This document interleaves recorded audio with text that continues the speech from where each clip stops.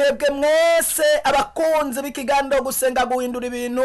Jewe ndakibashikiriza nkaba nitwa Pasteur Nduwimana Joseph. Twagomba dusangira ijambo ry'Imana dusoma hariya mu Bacamanza igice cyaho ni 16 umurongo waho n'uwa 18.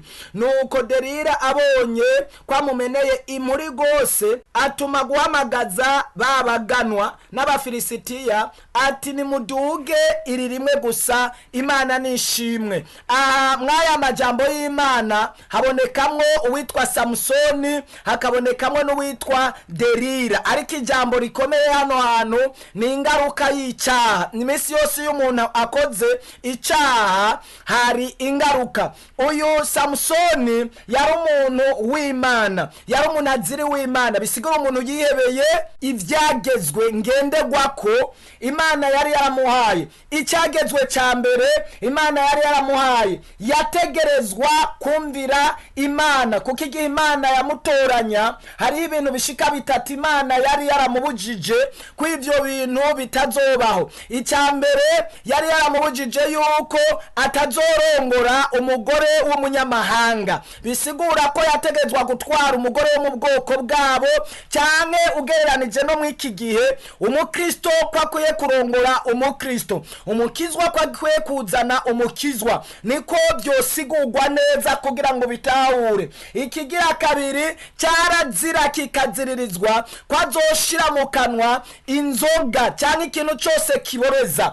Iryo ryari itegeko Imana yari yaramuhaye nk'umunaziri, nk'umuntu akijijwe, nk'umuntu yubaha Imana, nk'umuntu ariko arakorera Imana, ko kizira kikaziririzwa ko iyo nzoga cyangwa vino, ikintu cyose kiboreza ko azogishira mu kanwa, cyangwa icyagezwe n'abanduka cyo kugenderako. Ikigira gatatu Imana yari yaramubujije, iramubwira ngo uzozigame ibanga, nagira umuntu n'umwe uzobwira inkomezi zawe aho ziri, cyane ivyo byose nakubariye nagira umuntu n'umwe uzobibwira. Imana idufashe, Imana itugire neza. Iryo rero ryari banga yategerezwa kugumya y'amasezerano yahawe n'Imana, byari vyagezwe n'abanduka Imana yari yamubwiye. Imana idufashe. Inyuma yaho rero atangura gukora icyaha cya mbere, azana umugore w'umunyamahanga wo mu Bafilisitiya. Ico nico cyaha cya mbere yatanguye gukora, kandi ivyo nivyo byamuzaniye ingaruka. Nagomba ndakubwire mwene data, igihe cyose uzokora ibintu binyuranije n'Imana bizokuzanira ingaruka. Igihe cyose uzokora icyaha utegerezwa kubona ingaruka. Tumaze umwanya dusoma aya majambo, ariko nagomba ndakumenyeshe neza icyaha gifise ingaruka. Iyo uri kurasoma ijambo ry'Imana hariya mu itanguriro, urabona ingene Adamu na Eva bakoze ibyaha bikabazanira ingaruka. N'uyu munsi mbere tukaba turi mu nkurikizi n'ingorane zikomeye zikomoka ku byaha bakoze. Yaremye ivyamwa, ibwira Adamu na Eva, ibashyira mu itongo rya Edeni, irababwira ngo nimuze mujye kw'iki cyamwa cyane kw'iki giti kiri hagati y'ibindi biti, ibindi vyamwa byose mwemereye kubijyako, ariko iki cyamwa umunsi mwakiriye muzoba muriye urupfu.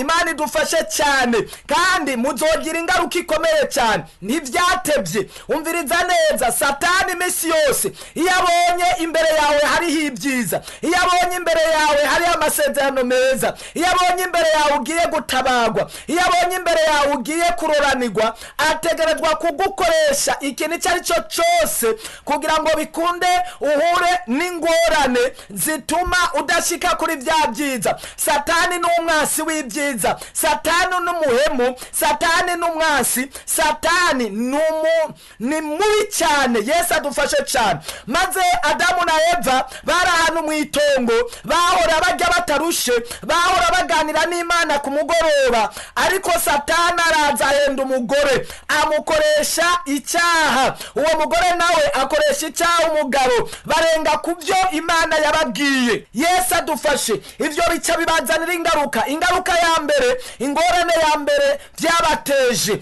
Uyo mwanya nyene bahora bambaye ubwiza bw'Imana, basanga bari gusa. Iyo ikiba ingaruka ya mbere. Ubugira kabiri, bahora baganira n'Imana, ntibasuye kuvugana n'Imana. Imisi yose wewe niwaramuka gukora ibyaha, ntuzosubira kuvugana n'Imana. Imwemu y'Imana ica yimuka, umunezero uca uhunga muri wewe. Baca baja mw'ishamba kandi bahora bari ahantu bavugana n'Imana. Yesu adufashe. Imana itugira imbabazi cyane. Ingaruka y'icyaha, mbere uhereye uyo mwanya Imana irababwira ngo kubera mwarenze ivyo nababwiye, ubu umugore azovyara arushe, umugabo azorondera aruhe ajye arushe. Iyo ni ingaruka y'icyaha, kandi ivyo n'uyu munsi turiko turabigendagendamo kubera icyaha cyakozwe n'abo bantu. Misi yose dukoze icyaha hari ingaruka. Nagiye mbona abantu kenshi na kenshi, iyo umukobwa akoze icyaha agasambana, abataye ubwizigirwa aca atwara inda, kandi uhereye uyo mwanya ibyiza yarateguriwe imbere biba bipfuye.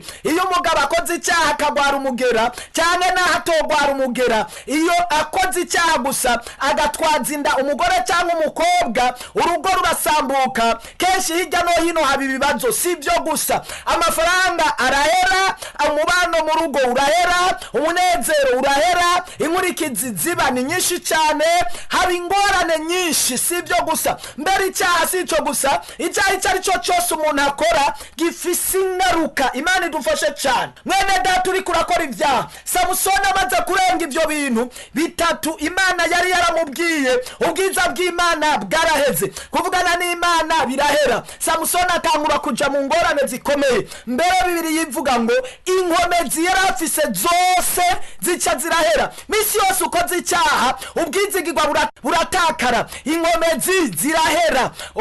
Yesu adufashe. Mbere ubwizigirwa abantu bari bagufiseko, n'Imana yari gufiseko, ivyo byose biratakara. Samusoni ubwizigirwa buca buratakara, Imana ikiba kure yiwe. Imana idutabare cyane. Inkomezi yahora akoresha mu kurwanya Abafilisitiya, uwo mwanya zose zica zirahera. Imana idutabare. Mwene data nshuti mukundwa, icyaha ni kibi gose. Uyo mwanya nyene Bibiri iratwereka neza, Abafilisitiya baca baraza, baca baramuboha. Misi yose ukoze icyaha abadayimoni barakuboha, kandi n'icyaha naco ubwaco gifise iminyororo yo kukuboha.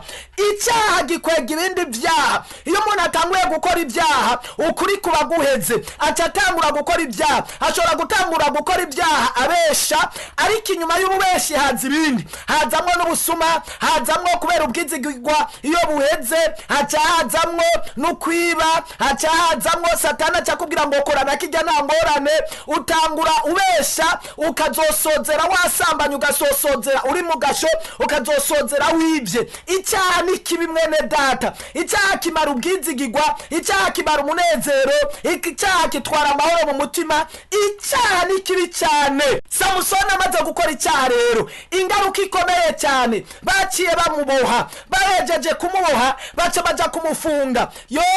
Imana idutabara, Imana igufashe, igukore ku maso kugira ngo utahure ububi bw'icyaha. Satani araguhendahenda akwereka ko atangorane, ariko iyo umaze kudumbukira mu cyaha ukagikorokeramwo, amagorwa n'ibyago biba bishitse, kandi arakwereka ko umenga nta ngorane, ariko n'urupfu. Icyaha n'urupfu mwene data. Nawe bishikuka butarapfa urupfu rw'umubiri, ariko ugapfa mu mutima. Nukuri icyaha ni kibi, itandukanye n'icyaha. Mwene data uri kurankurikirana, wewe unyumva aho uri hose, wa mugabo wa mugore wa mukobwa wa mwana, itandukanye n'icyaha. Satani n'umumenja, Satani n'umwicanyi, Satani n'umuhemu, kandi ibyo agomba byose ku buzima bwawe agomba gukoresha icyaha. Eraba icyaha ingena ari kibi. Samusoni cyamuzaniye kuja mu gasho, arafungwa, baramuboha, inyuma yaho bamunogora amaso. N'umubabaro ukomeye cyane. Mwene data nshuti mukundwa, Samusoni yari umunyenkomezi, ariko anogorwa amaso barayakurayo yose, inkomezi zice zirahera. Imana idutabare cyane. ni ingorane zikomeye, nawe birashoboka kubera icyaha wakoze ko woba hageze ahantu amaso yawe yahumye uraba ntubone. Ijambo ry'Imana riravuga ngo bazoraba ntibabone, babwirwe ariko ntibatahure, ntibamenye.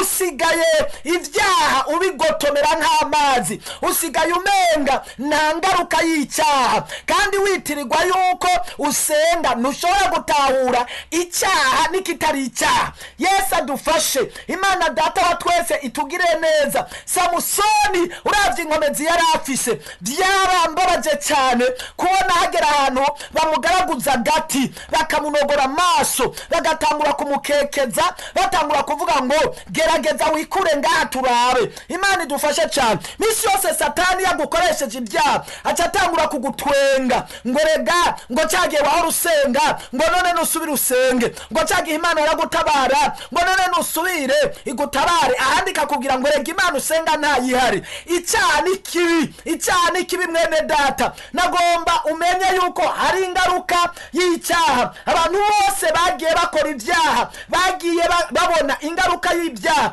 Nasomye ijambo ry'Imana hariya mu gucura intimba igice cyaho cya 5 umurongo waho w'indwi, haravuga ngo ba data bakoze ibyaha kandi ntibakiriho, ariko natwe twasubiwe ko n'ibigabitanyo byabo. Imana idufashe cyane.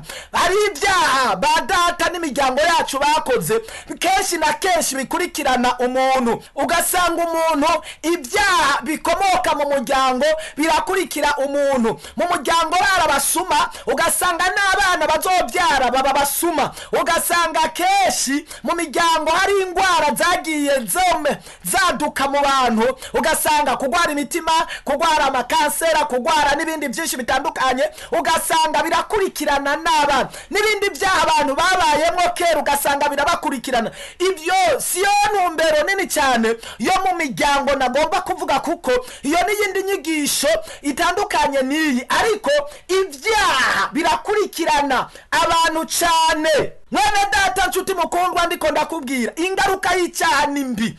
Samusoni bamunogora amaso kubera iki? Icyaha yakoze. Inkomezi zirahera, mwemu yera aragenda, ubwiza bw'Imana burahera. Abantu bose bakora ibyaha ingaruka yabo iba mbi cyane. Iyo usomye mu Bacamanza igice cyaho cya 16 umurongo waho wa 19 hepfo gato yaho twariko turasoma, usanga Imana yakireka Samusoni uwo mwanya nyene kubera icyaha. Yahora ahura n'ikibazo agataba ingorane, agatabaza Imana, Imana ikakimurumikira inkomezi, ariko uwo mwanya atabaje Imana ntacyo yasubiye kuvugana nawe kubera ibyaha yari yakoze. Inkomezi zacu bene data bana b'Imana ziva mu kudakora ibyaha. Guhera inkomezi kwacu kuva mu gukora ibyaha. Iyo tukoze ibyaha inkomezi zirahera. Ingorane zose Samusoni yabayemwo yazitewe n'ibi bintu bitatu. Ubwa mbere, kutumvira Imana. Imana yari yavuganye nawe ariko ntiyayumvira. Imana idufashe cyane. Imana idutabare, igufashe kugira ngo ushishikare kumvira Imana. Wumvira ijwi ryo mu mutima, wumvira ijambo ry'Imana, wumvira abakozi b'Imana icyo bakubwira. Abona utabumvira ibintu bitatu, nutabyumvira, nutumvira ijwi ryo mu mutima ari ryo mwemu yera, nutumvira abakozi b'Imana, nutumvira ijambo ry'Imana, iherezo ryawe uzonogorwa amaso nka Samusoni. Iherezo ryawe uzoja muri Gehinomu. Iherezo ryawe urugo ruzosambuka. Iherezo ryawe ndakubarira Satani akubwira ngo nta ngorane, wowe akubwira yuko umenga urishoboye kandi ubwawe ibyo uri kurajyamwo ari byo, ariko imbere yawe hari urupfu, kandi ejo uzorira, kandi ejo uzobabara cyane. Samusoni amaze kurenga kubyo Imana yari yamubariye ahura n'ingorane, kandi Imana uzoyibona iciye mu ijambo ry'Imana, uzoyibona iciye mu bakozi b'Imana. Imana idufashe cyane, kandi Imana ikuhe gutahura ibyo. Ikigira kabiri, kumena ibanga. Abantu benshi muri iyi minsi baramenye ibanga. Imana igutahuze, igutabare ntumene ibanga. Ibyo Imana yari yaramubujije arabirenga, avuga ibanga ryiwe riri. Imana igushoboze mwene data, wowe wari waramenye ibanga kugira ngo usubire kuritora, ibanga ry'agakiza, ibanga ryo gusenga, ibanga ryo kwihana, ibanga ryo kuba mu buntu bw'Imana. Abenshi cyane bararimenye, uyu munsi bariko bagendana na Satani. Ubugira gatatu, kuzana umugore w'umunyamahanga. Imana igutabare, ntuzozane umupagani kandi ntuzogende ku mupagani wa mukobwa we. Ubimenye, ubisobanukirwe. Imana igushoboze cyane. Reka kwifatikanya n'abanyamahanga, reka kugendera mu banyamahanga. Yesu akugire neza cyane. Kumbure Imana idushoboje tuzorandanya ibijyanye no kuvuga ku ngaruka y'icyaha. Imana itugire neza.